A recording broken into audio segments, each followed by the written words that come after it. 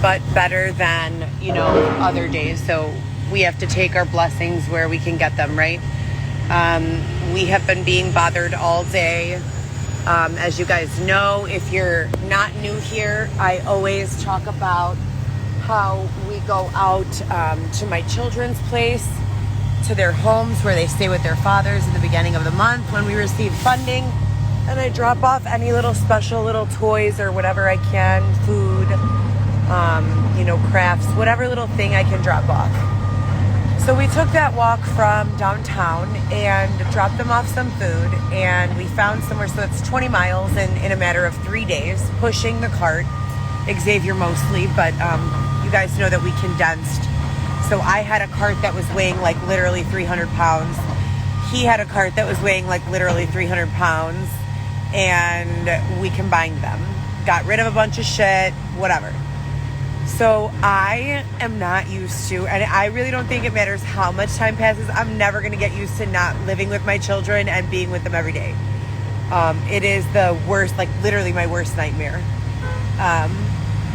But we come down and bring whatever we can. I bring, like I said, groceries and little crafting ideas. I brought them. Well, to the baby, Alexis, she's 10, I brought her what I little kids, because they have a bunch of little nieces and nephews. And it was pumpkins with these super pretty, like copper, gold, and silver sequins. And some bling gold, so that they could take these little baby pumpkins that are all different sizes and shapes and bling them out and put them in the center of the table for Thanksgiving. For like a little craft idea, or $60 worth of groceries, nothing crazy. I really don't have it right now, but they're my babies, so even when the family members are like, they're okay, we're doing everything we can and they have enough and you don't have to worry, I'm still like, yeah, but I know you guys work your asses off to barely make it, so I am worried, and that's never going to go away. I'm a mom. Those are my babies. So we did that. In the suburbs especially, it is nearly impossible to find a spot to like set up a tent, go to sleep overnight.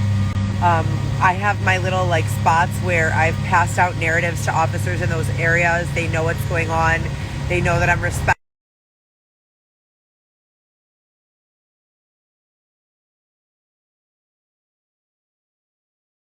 Clean, that I don't make a mess, that I'm not out here like making a big ruckus, and they usually leave us alone and let us sleep.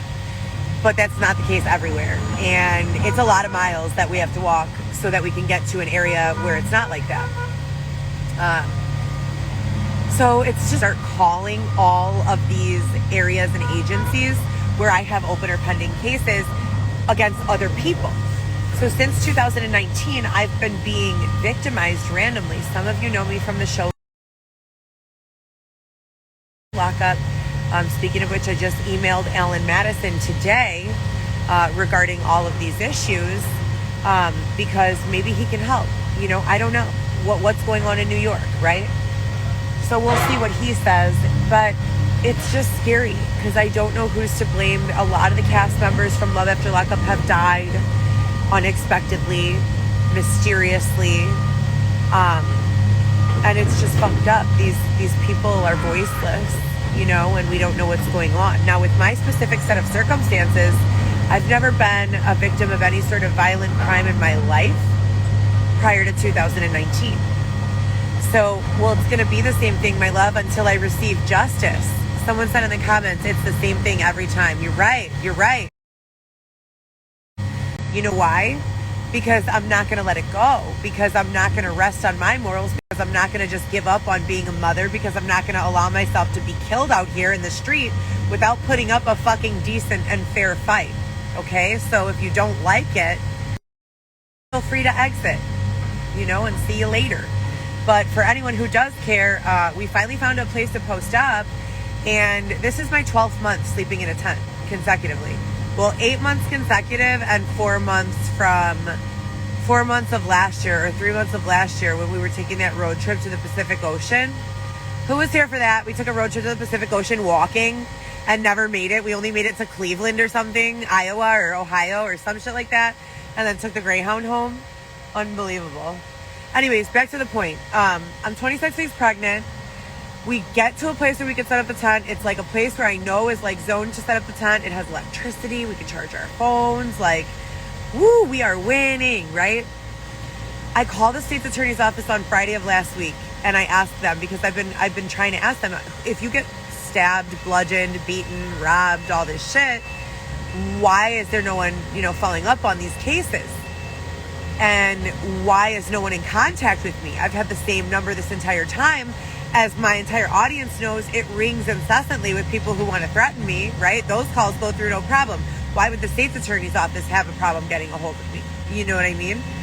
So I get on the phone with the state's attorney, and they give me the name Juan Madera Romero, or something like that, is the culprit who bludgeoned me. Got arrested at the scene of the crime, just got sentenced in March of this year to 30 months in the penitentiary, 30 months. I cannot find him anywhere in the inmate search, anywhere.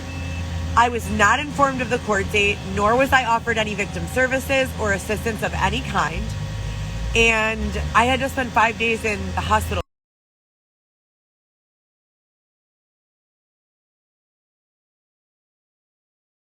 Of that. In addition, I'm pretty positive that all of these other attempts on my life, well, I know 100% for a fact that Dylan has a cellmate named Juan. I didn't know this guy's name. So now I'm like, is this guy Dylan's former cellmate, and did Dylan put him up to this? Or did the show curate this, or what the fuck is going on? I just found this out Friday. So I called the state's attorney's office again today to try to get more info.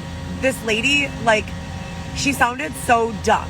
She just sounded the dumbest. She did not work for the state's attorney's office at all. Like I tell everyone, those ghetto ass people that work at the state's attorney's office downtown Chicago, or the county clerk's office, and they treat you like shit and roll their eyes and chew their gum loud and blah, blah, blah, blah, blah. But at least you get your information, even if you have to wait 6 hours for it. This is not that. These are people who are intentionally fuck you, we're not giving you your information. And I'm trying to remain calm. On top of that, there are construction workers coming up to our tent, telling Xavier, can you move 4 feet north and 3 feet west because our bulldozer radius, blah, blah, blah. You have not done construction on this site in 4 years, sir. We pass by this site regularly. No one is ever working here. What in the actual fuck? Give me a break. I'm on the phone. It's unbelievable. I wish I could make this shit up. This is my real life. And I keep telling the law enforcement, because, they came too. This is not my life. There are real bad guys out here. Real bad guys. I am not one of them. It is scary out here for me. Why are you doing this? I am 6 months pregnant. What is your fucking deal? And what? Ew, stop. Stop.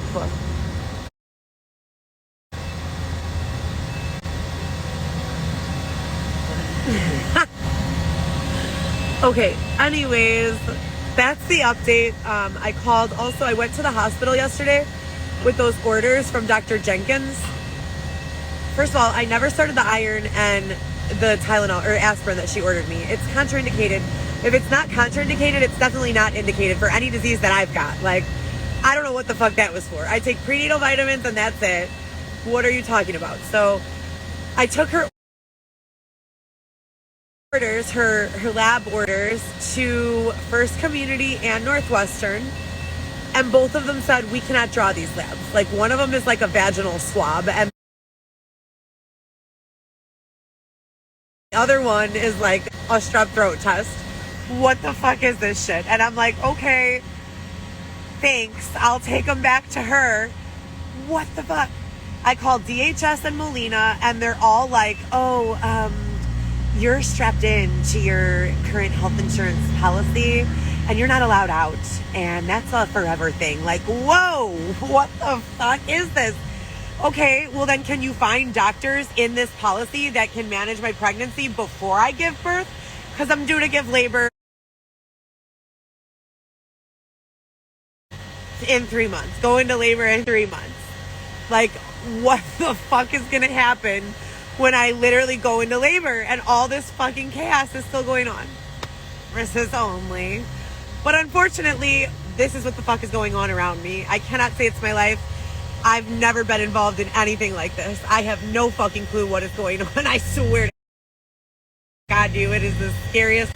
I literally keep saying to them, do you guys know there are real bad guys out here? And you are leaving me out here with them? And sometimes I am afraid that they do stuff to me. And like police are just like, yeah, well, you should file a complaint with COPA. Like, what the fuck? I'm in a tent. Dude, what the fuck is happening? So anyways, that's that. And I'm going to call the kids soon and check on them, see how their day was.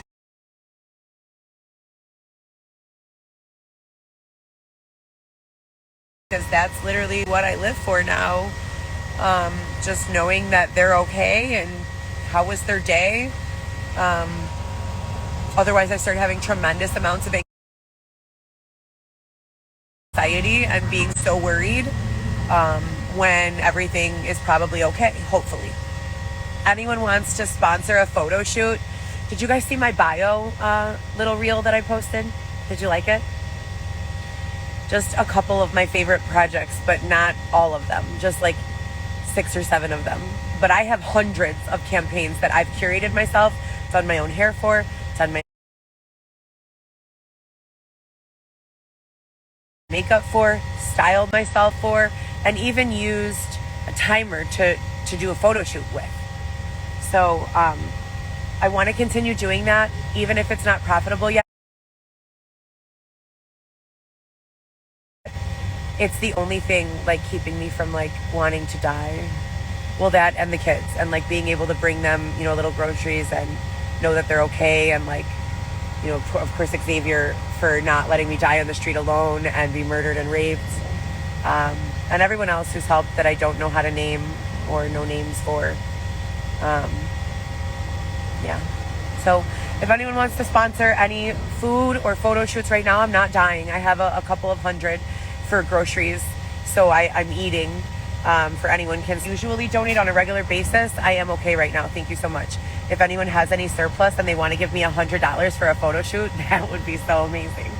I want to do the theme end of second trimester because we made it. For anyone who's been here as well, we lost twins, a twin pregnancy, 18 months gestation on December 26th of just the year that passed.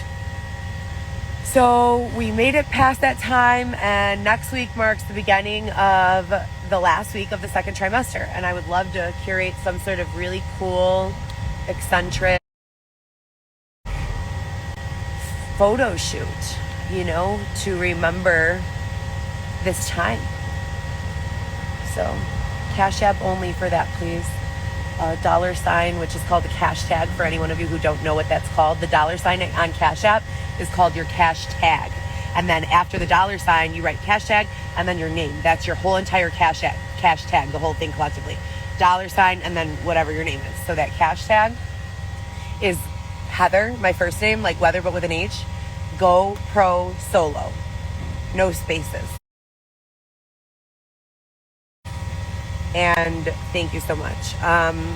If anyone has any other suggestions, you can put them in the suggestion box. I'm just kidding. My DM's open if you're not a stalker or a creep.